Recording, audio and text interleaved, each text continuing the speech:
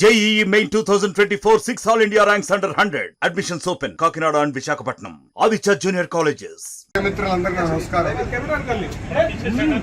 ఈరోజు ఆంధ్ర రాష్ట్ర ప్రజలు తెలుగుదేశం, జనసేన, భారతీయ జనతా పార్టీ పైన పవిత్రమైన బాధ్యత పెట్టారు.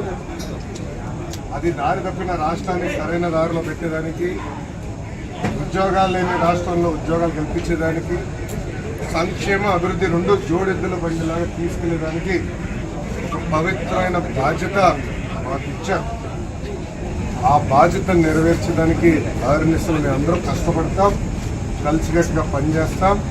ఆంధ్ర రాష్ట్రానికి పూర్వ వైభవం తీసుకొచ్చే బాధ్యత ఈ మూడు పార్టీలు కలిసికట్టుగా చేస్తాయని ఆంధ్ర రాష్ట్ర ప్రజలందరికీ నేను ఈరోజు తెలియజేస్తున్నాను. ప్రత్యేకంగా మంగళగిరి నియోజకవర్గానికి వచ్చేగల 1985 తర్వాత మంగళగిరి నియోజకవర్గం పైన పసుపు జెండా ఎగరలేదు. తెలుగుదేశం, జనసేన, భారతీయ జనతా పార్టీ నాయకులందరూ కృషితో ఈరోజు 91,000 ప్రజలకు మెజార్టీతో నేను గెలుస్తాం జరిగింది. ఇది ఈరోజు నాకున్న సమాచారం మేరకు ఆంధ్ర రాష్ట్ర చరిత్రలో 3వ స్థానంలో ఈ మెజారిటీ ఉంది. ఈ ఎన్నికల్లో అన్ని రికార్డు సృష్టించింది తెలుగుదేశం, జనసేన, భారతీయ జనతా పార్టీ కూటమి. మొదటి స్థానంలో పల్లా శ్రీనివాస్ గారు, రాజువాక నాయకుడు, శాసనసభ్యుడు, 95,000 మెజారిటీ గెలిచారనేది నాకు సమాచారం. రెండో స్థానంలో గంటా శ్రీనివాసరావు గారు భీమిలి నియోజకవర్గంలో దాదాపు 92,000 మెజారిటీ గెలిచారని, నేను మెజారిటీలో 3వ స్థానంలో. ఆనాడు చంద్రబాబు నాయుడు గారికి అన్నగా భావించే పవన్ అన్న కూడా హామీ ఇచ్చాను. ఎవరు ఊహించిన మెజారిటీతో నేను మంగళగిరి గెలిచి కానుక కింద ఈ సీట్ ఇస్తానని హామీ ఇచ్చాను. ఆ హామీని నిలబెట్టుకున్నా.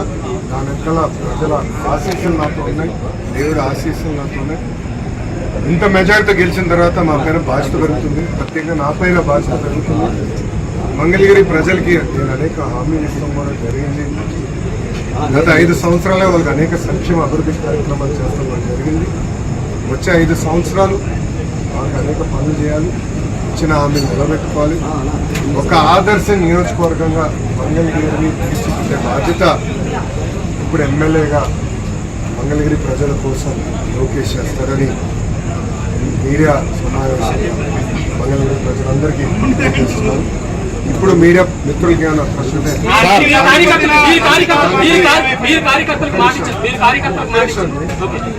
మీడియా మిత్రులకి ఏమైనా ప్రశ్న ఉంటే ఇప్పుడు మాటిచ్చారు. మిమ్మల్ని ఇబ్బంది పెట్టిన వాళ్ళ పేర్లన్నీ కూడా బుక్ లో రాసామన్నారు. ఆ బుక్ లో ఉన్న పేర్లు పనికి కల్పించబోతున్నారా? అంటే వాళ్ళకి న్యాయం చేసే దిశగా, లేకపోతే కొన్ని మళ్ళీ చాలా స్పష్టంగా చెప్తాను. ఆ యువగలం పాదయాత్రలో స్పష్టంగా ప్రజలకి, కార్యకర్తలకు హామీ ఇచ్చాను. ఏ అధికారులు, వైకాపా నాయకులైతే చట్టాన్ని ఉల్లంఘించి ప్రజల్ని, తెలుగుదేశం పార్టీ కార్యకర్తలు ఇబ్బంది పెట్టారో వాళ్ళపైన ఎంక్వైరీ చేస్తాం. అధికారులకు సంబంధించిన జ్యుడిషియల్ ఎంక్వైరీ చేస్తాం. ఎంక్వైరీ నివేదిక మేరకు సర్వీస్ నుంచి డిస్మిస్ చేసి జైలు పంపించడానికి కూడా నేను వెనుకాడును అని ఆనాడు ప్రజలకి చెప్పా, కార్యకర్తలకు చెప్పా. అది ప్రజలు ఒప్పుకున్నారు. అందుకే ఈరోజు ఎప్పుడు లేని విధంగా మనకి మ్యాండేట్ వచ్చింది. తప్పనిసరిగా ఇచ్చిన మాట, ఇచ్చిన హామీ నేను నిలబెట్టుకుంటాను. సార్, వై నాట్ 175 అన్న వాళ్ళకి మీరు ఎలాంటి సూచన చేస్తారు? వై నాట్ 175 అన్న వాళ్ళకి మీరు ఎలాంటి సూచన చేస్తారు ఇప్పుడు విజయంతో? దయచేసి వైకాపా నాయకులకి, పార్టీకి సూచించే స్థాయి నాది కాదు. మేమేం చేస్తాం చాలా స్పష్టంగా చెప్పాం.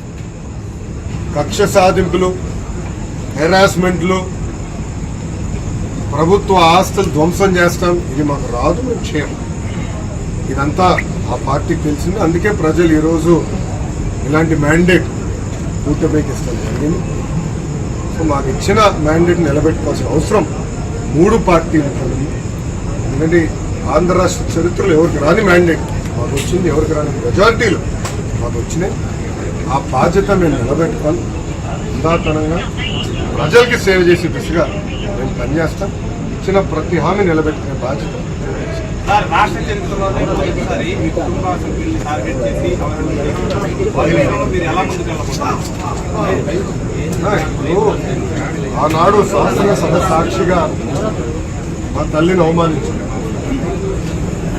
అది తట్టుకోలేక చంద్రబాబు నాయుడు గారు అన్నాడు శపథం కూడా చేశారు.